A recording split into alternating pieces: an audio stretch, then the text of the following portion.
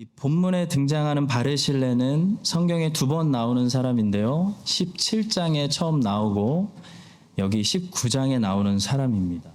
17장에 보시면 다윗이 압살롬 때문에 급하게 왕궁에서 빠져나와가지고 아무것도 없이 나왔을 때 마하나임에서 이 다윗에게 먹을 거하고 필요한 것들을 막 가져온 사람들이 있었는데요. 그 중에 한 사람이 바르실레였습니다. 그리고 오늘 19장에 보시면 다윗이 이제 다시 요단강을 건너서 예루살렘 왕궁으로 돌아오려고 요단강 앞에 있을 때 이 요단강을 같이 건너려고 예루살렘으로 가진 않지만 왕을 모시고 같이 예의상 건너려고 이 바르실레가 나왔습니다. 다윗이 어려울 때 받았던 은혜가 너무 고마워서 바르실레에게 자기와 함께 예루살렘으로 궁전으로 가자라고 제안했는데 이 바르실레가 정중히 사양했습니다. 대신 자기의 아들 기맘을 받아달라고 해가지고 다윗이 바르실레와 작별하고 기맘을 데리고 왕궁으로 들어가는 그런 이야기입니다. 자, 오늘 이야기를 통해서 우리는 은혜 받은 사람이 어떤 모습으로 또 은혜를 베푸는지, 또 은혜가 어떻게 자기를 다 채우고 흘러넘쳐서 다른 사람들에게까지 흘러가는지 몇 가지 중요한 사실을 배울 수가 있습니다. 첫째로 다윗을 보면 은혜 받은 자는 은혜를 베푼다라는 사실을 보게 됩니다. 이 다윗이 압살롬의 반역이 이제 다 진압됐잖아요. 끝나고 예루살렘 왕궁으로 돌아가는 그 장면을 지금 몇 주째 우리가 보고 있는데요. 그때 다윗의 왕위가 회복되면서 계속 보여주고 있는 한 가지 모습이 있습니다. 바로 넉넉히 용서해주고 탕감해주고 또 은혜 받은 자기 어려울 때 도왔던 사람들을 기억하고 은혜를 베풀려고 한다는 거예요. 다윗은 돌아가는 길에 시므이를 용서해줬고 거짓말했던 무비보셋의 종 시바도 처형하지 않았고 또 다윗이 돌아가면서 많은 사람들을 용서해주고 탕감해주고 은혜를 잊지 않았습니다. 왜 그랬을까요? 다윗은 자기가 이렇게 하나님께 용서받아서 다시 왕궁으로 돌아가고 있다라고 생각했기 때문입니다. 다윗이 밧세바와 간음죄를 짓고 칼이 너의 집에서 끊어지지 않을 것이다 라는 말을 들었습니다. 그래서 압살롬이 암논 자기 첫째 아들을 죽였죠. 그리고 압살롬이 또 칼을 들고 반역이 일어났을 때 다윗은 계속 자기의 죄, 자기의 잘못한 이거를 생각하고 있었다는 거죠.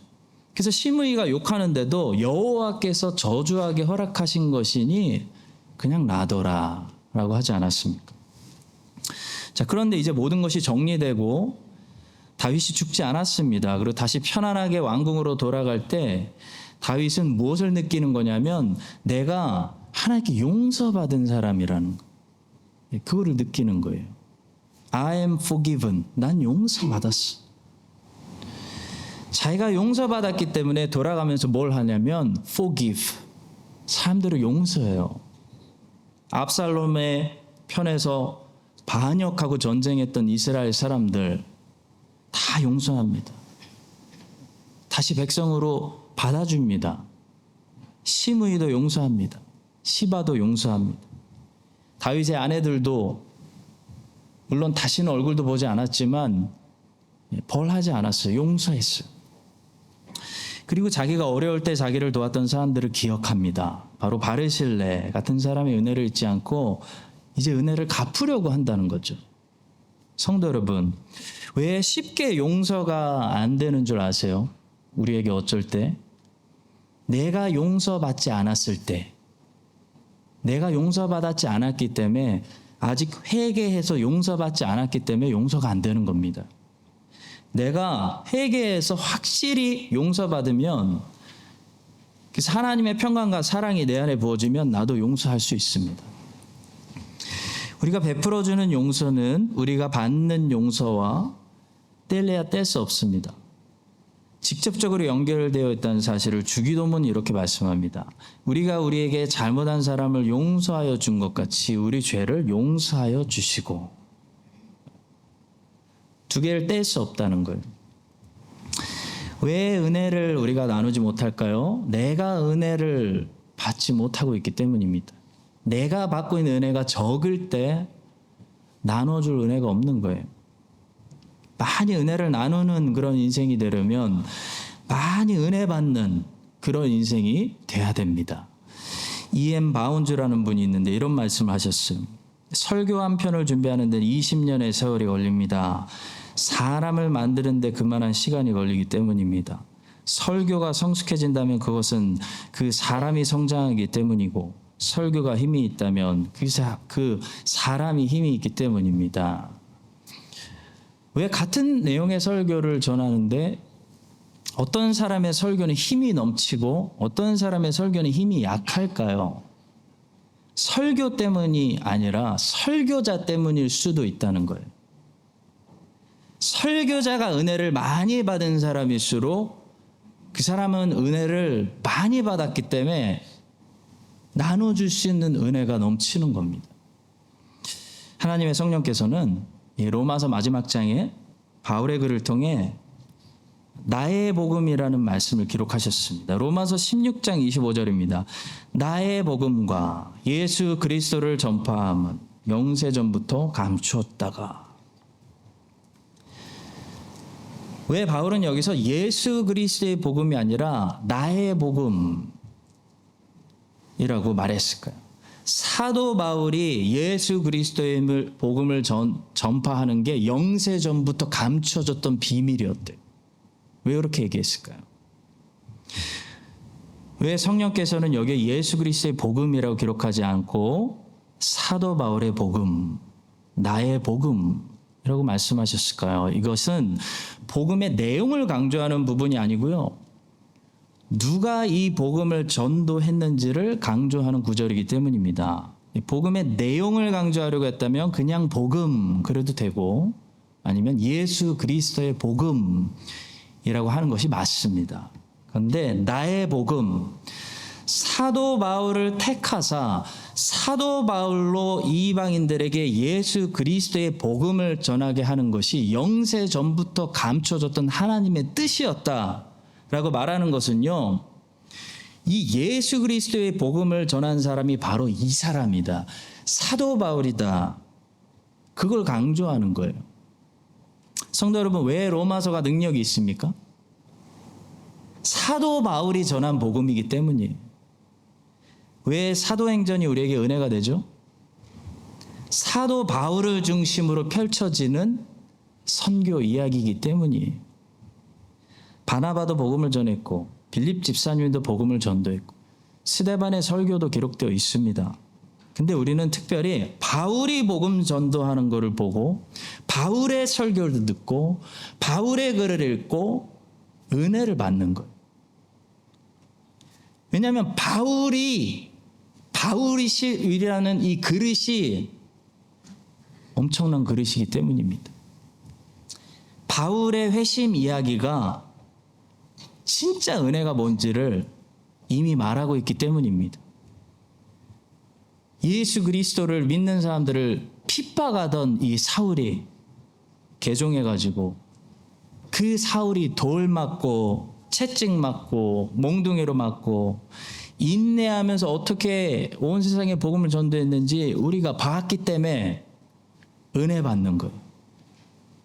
성도 여러분, 똑같은 설교를 해도 고난을 모르고 편안한 곳에서 잘 사는 사람이 하는 설교하고 선교사가 하는 설교는 은혜가 다른 것입니다. 왜 똑같은 말씀인데 우리가 선교지에서 들으면 은혜가 되죠? 그 선교사가 전하는 복음이기 때문이에요. 우리는 은혜를 많이 받아야 많이 은혜를 나눌 수 있는 그런 사람들이 될 수가 있습니다. 바울이 복음을 전할 때 거기에는 능력이 있었습니다. 그의 열정을, 그의 확신을, 그의 담대함, 그의 은혜스러움, 그의 날카로움을 따라갈 수 있는 수준의 설교자들이 많이 없었습니다. 왜냐하면 그것이 사도 바울의 그릇이요 삶이기 때문이었어요. 로마서에서 말하는 것처럼 예수 그리스도의 복음이 나의 복음이 돼야 됩니다. 우리의 복음이 돼야 됩니다. 그래서 똑같은 내용의 마가복음 설교를 들어도 크라이스트 처치에서 메시지를 들을 때 은혜가 돼야 되는 거예요.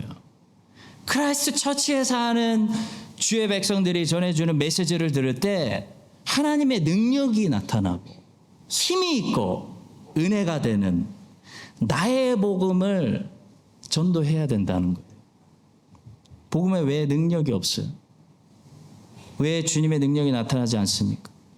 지식으로만 전하고 나의 복음을 전할 게 없기 때문이에요.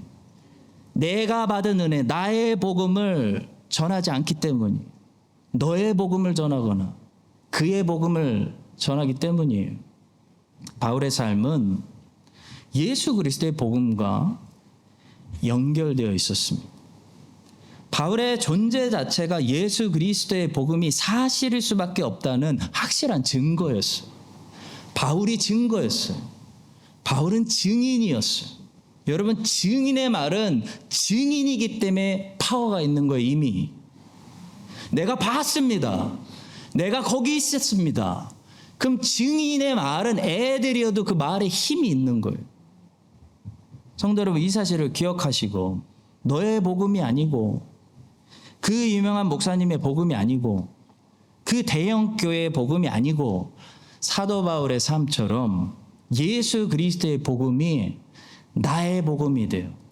우리 크라이스트 처치의 복음이 되어서 은혜를 많이 받은, 진짜 은혜를 아는 사람들, 은혜를 삶으로 십자가, 광야 이런 것들을 경험한 사람들이 복음을 전도하기 시작할 때 하나님의 능력이 바울처럼 많이 나타나는 그런 힘 있는 크라이스트 처치의 메신저들이 되시기를 예수님의 이름으로 간절히 축원합니다. 두 번째로 바르실레를 보니까요, 많이 받은 사람은 많이 나눠줘야 한다는 사실입니다. 32절에 보시면 바르실레는 이런 사람이었다고 말씀합니다. 바르실레는 매우 늙어 나이가 80세라. 그는 큰 부자이므로 왕이 마하나임에 머물 때 그가 왕을 공개하였더라. 그는 큰 부자였기 때문에, 많이 받았기 때문에 많이 드리는 그런 아름다운 삶을 살았다는 거예요. 누가복음 12장에도 이런 말씀이 있습니다. 무릇 많이 받은 자에게는 많이 요구할 것이요 많이 맡은 자에게는 많이 달라 할 것이라. 어떤 사람은 재산을 많이 받았을 수도 있고요. 어떤 사람에게는 건강을 주셔서 이 땅에서의 생명의 날을 많이 받았을 수도 있습니다. 어떤 사람은 지혜를 많이 받은 사람도 있고, 어떤 사람은 남들이 경험해보지 못한 풍성한 경험들을 많이 받았을 수도 있습니다. 하나님은 한 사람에게 모든 것을 다 주시는 하나님은 아니시지만, 하나님은 우리 각 사람에게 항상 많이 주시는 분이세요. 여러분은 무엇을 많이 받으셨나요? 한번 생각해 보십시오. 여러분은 모든 것을 다 받진 않았을 거예요. 근데 여러분은 무언가를 분명히 많이 받으셨을 거예요. 그 많이 받은 것을 나누는 것, 그 많이 받은 것으로 주애를 하고 하나님을 섬기는 것이 하나님 보실 때는 마땅하다는 거예요. 내가 많이 줬으니 너한테는 그거 많이 달라고 할 거야. 그런 말씀입니다. 민수기 3장에 보시면요, 하나님이 이것은 내 거다, 내 것이니라, 내 소유다, 소유권을 주장하시는 말씀이 나오는데요. 이스라엘의 장자, 처음 난 자들은 내 것이다, 이렇게 말씀하셨습니다. 어떤 일이 있었냐면요, 출애굽하는 날 6월절 밤에 하나님이 천사를 보내서 모든 처음 난 것들을 죽이시는 그런 사건이 있었습니다. 장자들을 치시던 그날 밤에 유월절 희생 동물의 피를 문설주에 이렇게 바르면 죽음의 천사가 그 피를 보고 그 집에는 들어가지 않고 그 대속 죽음을 죽음으로 받아들이고 그 집은 넘어가는 일이 있었어요. 그 사건을 성경은 처음으로 구속이라고 말씀합니다. 그러니까 성경에서 말하는 구원은 여러분 죽은 목숨이 전제로 깔려 있는 배경에서 시작되는 거예요. 그날 끔찍한 밤이었어요. 모든 집이 초상집이 되는 그런 밤이었어요. 모든 사람이 죄를 범하여 하나님의 영광에 이르지 못하다. 이게 전제예요, 전제. 죄의 값은 사망이다. 이게 복음이 선포되기 전에 배경입니다. 그렇기 때문에 아무 일도 하지 않고 가만히 있으면 다 죽음에 이르는, 그걸 전제로 성경이 말하는 구원의 이야기는 시작된다는 거죠. 그래서 이 전제가 인정이 된 사람들이 복음을 이해할 수가 있습니다. 그래서 건강한 자에게는 의원이 쓸데없고 병든 자에게라야 내가 죽은 목숨이구나, 이걸 깨달은 사람들만이 의원 대신 예수님께 나오는 거죠. 그래서 여러분 가만히 있었으면 그날 밤 죽은 목숨이었던 이 장자들이 유월절 희생제물의 대속적인 죽음 때문에 살아났습니다. 그래서 하나님이 민수기 3장에서 이스라엘의 장자들은 내가 살려놨기 때문에, 내가 구속했기 때문에 이제 내 소유다, 내 거다 라고 말씀하시는 거예요. 민수기 3장 13절입니다. 처음 태어난 자는 다 내 것임은 내가 애굽 땅에서 그 처음 태어난 자를 다 죽이던 날에 이스라엘의 처음 태어난 자는 사람이나 짐승을 다 거룩하게 구별하였음이니 그들은 내 것이 될 것임이니라. 나는 여호와니라. 자, 그런데 생각해 보세요. 이스라엘의 모든 장자들이 전부 목사가 되고 회막에서 봉사하는 사람들이 되면 어떻게 될까요? 여러분들의 자녀들 중에 아들이든 딸이든 무조건 첫째는 하나님이 전부 목사로, 선교사로 풀타임으로 부르신다. 그러면 가정들이 어떻게 될까요, 여러분? 가정이 지켜줄 수가 없겠죠.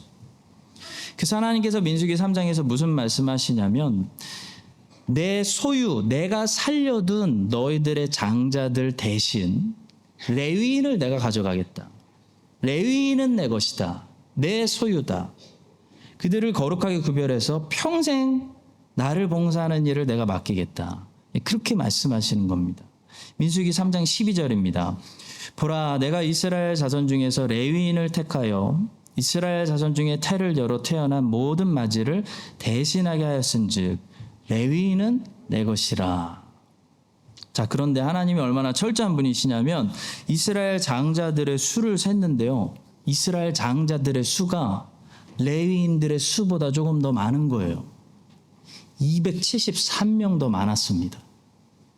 그래서 하나님께서 무엇을 바치라고 명령하시냐면 내가 살려낸 장자들은 22,273명인데 내가 가져갈 수 있는 레위인들은 22,000명밖에 없으니까 너희들이 이 273명을 관한 몫을 돈으로 계산해서 나에게 속전으로 바치라고 명령하세요.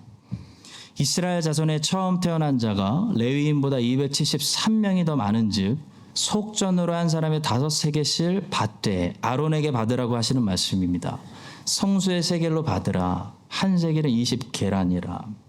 자, 여러분, 하나님이 지금 왜 이렇게 하고 계신지 아셔야 돼요. 하나님이 마음이 쪼잔해가지고 10센트도 계산하는 그런 분이어가지고 지금 야, 내가 273명 좀 부족히 받았으니까 돈으로 갚어. 그런 게 아니고요. 이게 무슨 의미가 있냐면 하나님의 것을 도둑질하면 안 된다는 거예요. 하나님의 것은 하나님께 바쳐져야 한다는 것입니다. 하나님의 것은 하나님의 것으로 사용되어져야 한다는 것이. 하나님이 이스라엘 장자들을 살려놨기 때문에 하나님이 살려낸 이 새 인생은 반드시 이제 하나님을 위해서 사용되어져야 하는 그 거룩한 삶인 거예요. 여러분, 우리 그리스도인들을 성도라고 부르잖아요. 성도라고 부르는 것은 도덕적으로 깨끗해야 되는 세인트의 의미를 가지고 있기도 하지만 더 큰 의미는 뭐냐면 하나님께서 자기 뜻대로 쓰시려고 자기 맘대로 쓰려고 따로 구별해 놓았기 때문에 성도라고 부르는 것입니다. 성도는 하나님이 죽은 자들 중에서 살려내셔가지고 이제 자기를 위해 사용하려고 구별해 놓은 사람들을 성도들이라고 부르는 거예요. 자, 그런데 왜 하필 하나님은 이스라엘의 장자들 대신에 레위 사람들을 거룩히 데려가셨을까? 왜 레위인가?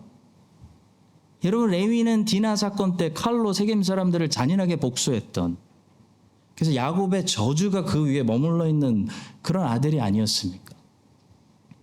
그런데도 불구하고 하나님께서 레위인을 택하신 것은 이 하나님의 택하심이 전적으로 하나님의 자유로운 주권, 사람의 어떠한 행위가 아니라 하나님의 자유로운 주권에 있고 하나님의 은혜로 말미암아 이루어진다는 것을 보여주는 것입니다. 로마서 9장 11절은 이렇게 말씀합니다. 그 자식들이 아직 나지도 아니하고 무슨 선이나 악을 행하지 아니한 때 택하심을 따라되는 하나님의 뜻이 행위로 말미암지 않고 오직 부르시는 이로 말미암아 서게 하려 하사. 하나님이 이스라엘의 장자들 대신에 레위인을 택해서 데려가신 것은 하나님의 은혜입니다. 마찬가지로 수많은 사람들 중에 하나님이 나를 살려내셨어요. 나를 성도로 구별하시고 거룩한 목적을 위해 이제는 새 삶을 주신 것은 하나님의 주권적인 선택으로 말미암은 하나님의 은혜라는 거죠. 여러분과 저는 그래서 은혜로 구원받은 것입니다. 그리고 레위 위에 머물러 있었던 야곱의 저주가 풀렸던 것처럼 죄의 저주 아래 있었던 우리는 죄의 저주에서 벗어나게 된 것입니다. 갈라디아서 3장 13절 그리스도께서 우리를 위하여 저주를 받은 바 되사 율법의 저주에서 우리를 속량하셨으니 기록된 바 나무에 달린 자마다 저주 아래 있는 자라 했습니다. 그리고 이렇게 은혜로 선택돼서 하나님의 목적을 위해 거룩히 구별된 사람들에게는 다음과 같이 하나님께 이제 영광을 돌리라는 명령이 주어지는 것을 보게 됩니다. 고린도전서 6장 19절과 20절입니다. 너희 몸은 너희가 하나님께로부터 받은 바 청직이라는 거예요. 하나님 걸 받았다는 거, 하나님 걸 맡았다라는 거예요. 빌려 쓰고 있다는 거예요. 너희가 하나님께로부터 받은 바 너희 가운데 계신 성령의 전인 줄을 알지 못하느냐. 너희는 너희 자신의 것이 아니라 값으로 산 것이 되었으니 그런즉 너희 몸으로 하나님께 영광 돌리라. 하나님의 것으로 하나님께 영광 돌리라는 거예요. 여러분, 은혜 받은 사람은 과거에 어땠든지 간에 이제 하나님께서 거룩하게 구별해서 하나님을 섬기게 해주셨기 때문에 하나님께 영광 돌리는 삶을 살아야 하는 것입니다. 그것이 그리스도인의 삶의 목적이에요. 자, 그렇다면 레위인들은 어떻게 살았을까요? 형제들 중에 살인해서 야곱의 저주가 머물러 있던 그 레위를 조건 없이 하나님께서 선택해서 자기 소유로 삼았는데요. 시내산에서 금송아지 사건이 일어났을 때 전부 금송아지에게 절하고 우상숭배를 했을 때 이 레위 사람들은 금송아지에게 절하지 않고 배교하지 않고 여호와의 편에 섰던 모습을 우리는 보게 되는 것입니다. 출애굽기 32장입니다. 이에 모세가 진문에 서서 이르되 누구든지 여호와의 편에 있는 자는 내게로 나아오라 하매 레위 자손이 다 모여 그에게로 가는지라. 모세가 그들에게 이르되 이스라엘의 하나님 여호와께서 이렇게 말씀하시기를 너희는 각각 허리에 칼을 차고 진 이문에서 저 문까지 왕래하며 각 사람이 그 형제를, 각 사람이 자기의 친구를, 각 사람이 자기 이웃을 죽이라 하셨느니라. 레위의 칼은 정의를 위한, 여호와를 위한 칼로 변했습니다. 과거 레위는 폭력의 칼을 휘둘면서 무죄한 사람들의 피를 잔인하게 흘렸지만 하나님의 은혜로 선택되어 하나님의 소유로서 거룩하게 구별된, 그래서 새로운 삶을 살게 된 레위의 칼은 이제 여호와를 향한 열심의 칼로, 여호와의 원수들과 싸우는 칼로 변했다는 거죠. 성도 여러분, 그리스도인의 삶은 여호와가 살려내셨기 때문에 여호와의 것입니다. 성도는 여호와께서 자기 목적을 위해 쓰시려고 따로 거룩하게 구별해 놓은 인생들을 사는 사람들이에요. 우리 주님은 자기의 것을 돌려달라고 하시는 분이지 우리의 것을 내놓으라고 하시는 분이 아니에요. 왜냐하면 우리가 가지고 있는 것들이 우리 것이 아니기 때문입니다. 달란트 비유에서도 그 달란트가 누구의 거예요? 주인이 누구 거 달라는 거예요? 주인의 것입니다. 내 달란트, 내가 맡긴 달란트 가져오라는 거예요. 성도 여러분, 이 사실을 기억하시고요. 바리실레처럼 주님께서 혹시 많이 맡겨주셨다면 주님이 여러분에게 내 거, 네 거 말고 내 거 많이 달라고 하실 겁니다. 그래서 많이 받은 자들은 많은 사람들을 양육하고 살려내고 인도하는 인생을 사셔야 되는 거예요. 여러분과 제가 주님의 것을 맡은 이 청지기로서 주님의 성전인 이 몸과 우리의 시간과 우리에게 맡겨주신 모든 것을 열심히 일해서 바쳐서 이 땅에 사는 동안 주님의 것을 도둑질하지 말고 주님의 일을 하며 너희가 먹든지 마시든지 놀든지 휴가를 가든지 뭘 하든지 예수 그리스도의 나라를 위해서, 복음을 위해서 하며 그렇게 주님께 영광을 돌려라. 영광을 돌리시는 그 성도의 삶을 사시기를 예수님의 이름으로 간절히 축원합니다. 마지막 세 번째입니다. 바리실레처럼 우리는 다음 세대에게 표징이 되어주는 삶을 살아야 합니다. 바리실레의 또 다른 한 가지 특징을 32절이 말씀합니다. 바리실레는 매우 늙어 나이가 80세라. 다윗이 이 바리실레가 너무 고마워가지고 같이 왕궁으로 가자고 제안했는데 바리실레는 내가 갈 것이 아니라 자기 아들 기맘을 데리고 가서 그를 왕의 훌륭한 사람으로 이제 그에게 복을 주고 그에게 기회를 주라고 부탁했습니다. 청하건대 당신의 종을 돌려보내옵소서. 내가 내 고향 부모의 묘 곁에서 죽으려 하나이다. 그러나 왕의 종 기맘이 여기 있사오니 청하건대 그가 내 주 왕과 함께 건너가게 하시옵고 왕의 처분대로 그에게 베푸소서 하니라. 왕이 대답하되 기맘이 나와 함께 건너가리니 나는 내가 좋아하는 대로 그에게 베풀겠고 또 내가 내게 구하는 것은 다 너를 위하여 시행하리라. 여호수아 4장에 보시면요, 여호수아가 이스라엘을 데리고 요단강을 다 건넜을 때 하나님께서 여호수아에게 한 가지 명령을 내리십니다. 요단강에 있는 돌들 12개를 취해라. 그래서 너희들이 유숙하는 곳에 두라고 말씀하시는 명령이 떨어져요. 자, 여러분, 하나님이 왜 이런 명령을 하셨을까요? 요단강에서 가지고 나온 이 돌들 무엇을 위해 쓰라는 말씀이실까요?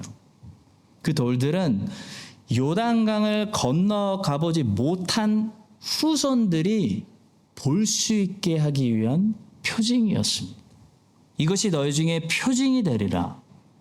후일에 너희 자손들이 물어 이르되 이 돌들은 무슨 뜻이냐 하거든 그들에게 이르기를 요단물이 여호와의 언약궤 앞에서 끊어졌나니 곧 언약궤가 요단을 건널 때 요단물이 끊어졌으므로 이 돌들이 이스라엘 자손에게 영원히 기념이 되리라 하라 하니라. 하나님은 요단강을 건넌 세대에게 너희만 은혜 받고 잊어버리지 말아라. 끝내지 말아라. 너희가 은혜 받은 곳에서 돌들을 취해서 그 은혜 받은 곳에서 그 돌들로 표징을 세워라. 그래서 그 표징을 보고 너희 후손들이 은혜를 기억하게 해라. 그렇게 말씀하셨습니다. 성도 여러분, 은혜를 받으면 표징이 나타나야 됩니다. 잊어버리면 안 됩니다. 흔적이 나타나야 돼요. 그러면 다른 사람들도 표징을 보고 하나님의 은혜를 사모하게 되는 거예요. 이스라엘 광야 2세가 하나님의 은혜로 요단강이 멈춰서 그 멈춘 마른 땅을 건넜다는 표징을 길갈에다가 세웠습니다.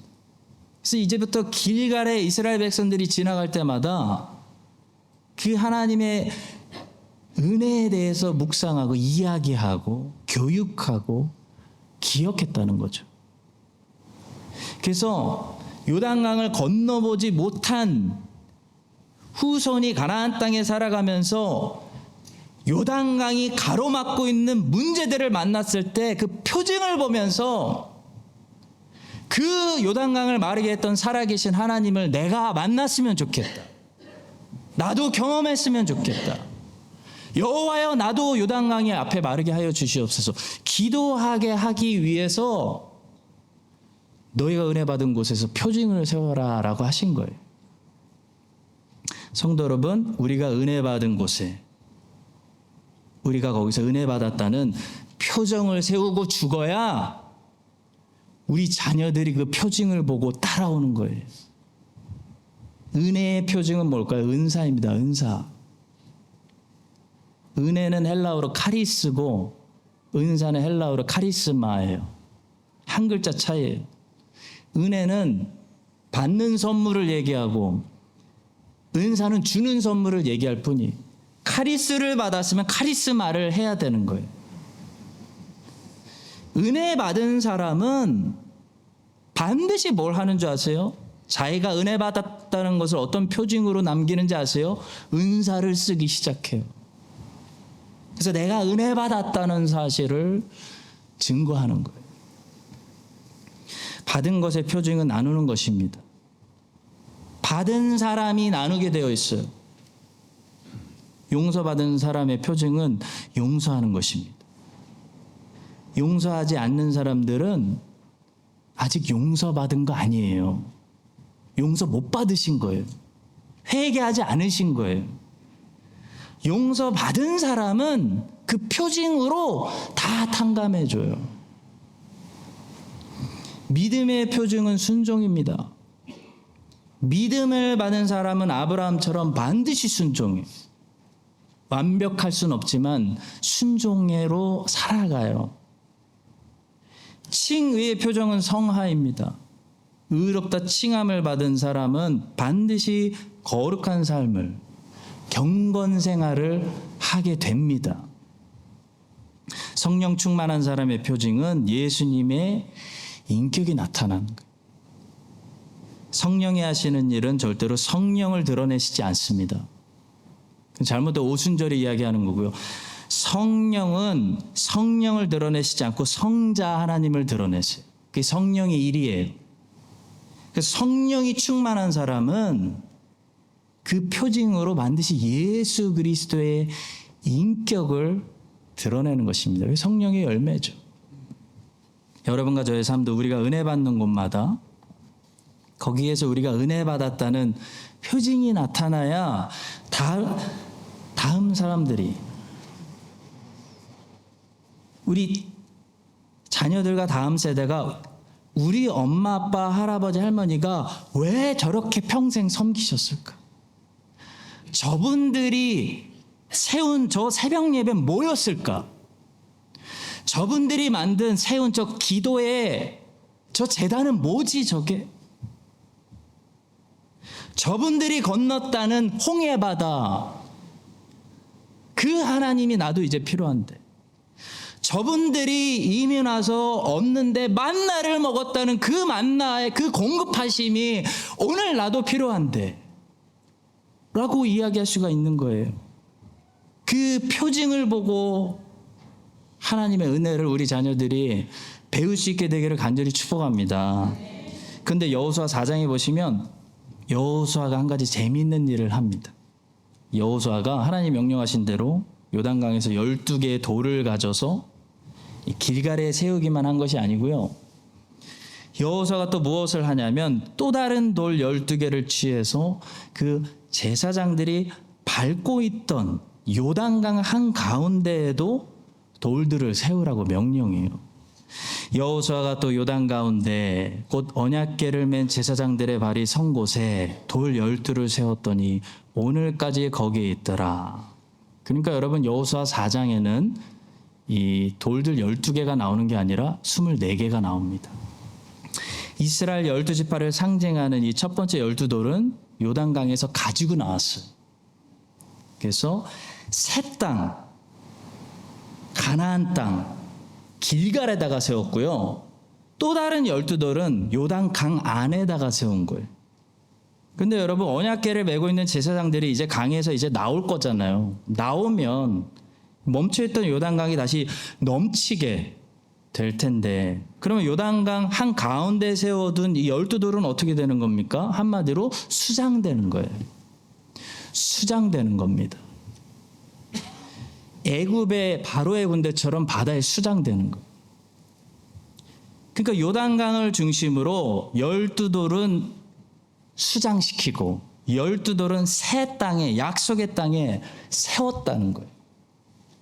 여러분, 이것은 이스라엘이 요단을 건너면서 옛사람, 옛삶, 광야에서 불순종하던 모든 치욕을, 애굽의 치욕을 이제 요단강에 수장시켜버리고 하나님이 약속하신 땅, 새 땅에 새롭게 세움을 받았다, 새 삶이다 라는 것을 말씀하는 것입니다. 그래서 이 제사장들이 메고 있던 언약궤도요, 요단강에 들어갈 때와 요단강에서 반대편으로 나올 때 이름이 바뀌는데, 요단강에 들어갈 때는 여러분, 가나안 땅에 이스라엘이 약속 땅에 무슨 자격이 있어서 들어가요? 무슨 힘으로 들어가는 거예요? 오직 하나님이 아브라함과 이삭과 야곱에게 하셨던 약속 때문에 들어가는 거예요. 그 신실한 언약 때문에, 하나님이 신실해서 자기 약속을 지키셨기 때문에 자격 없는 이스라엘이 이제 약속의 땅으로 들어갈 수 있다는 것을 보여주기 위해서 언약궤라고 부르는 것이고요. 요단강에서 새로운 땅으로 이스라엘이 나올 때는 이제 증인의 삶을 사는 새 사람, 새 인생을 살아야 하기 때문에 증거궤라고 부르는 것입니다. 사랑하는 성도 여러분, 고린도후서 5장 17절은 이렇게 말씀해요. 우리 한번 같이 선포해 보겠습니다. 그런즉 누구든지 그리스도 안에 있으면 새로운 피조물이라, 이전 것은 지나갔으니 보라 새 것이 되었도다. 그리고 에베소서 4장 22절부터 24절은 말씀합니다. 함께 선포합니다. 너희는 유혹의 욕심을 따라 썩어져가는 구습을 따르는 옛사람을 벗어버리고 오직 너희의 심령이 새롭게 되어 하나님을 따라 의와 진리의 거룩함으로 지으심을 받은 새 사람을 입으라. 아멘. 여러분과 제가 예수님의 확실한 증인들, 이 새 사람이 되어야 그 표징을 보고 다음 세대가 하나님 믿을 수가 있습니다. 예수님께서는 우리에게 성령을 보내시는 이유가 너희들을 나의 증인으로 만들기 위해서 성령을 보내신다고 하셨습니다. 여러분과 제 안에 이런 확실한 표징이 나타나서 이 표징을 보고 우리 자녀들과 그들의 자녀들이 이 땅에서 신실하게 예수님을 믿을 수 있게 되기를 예수님의 이름으로 간절히 축원합니다.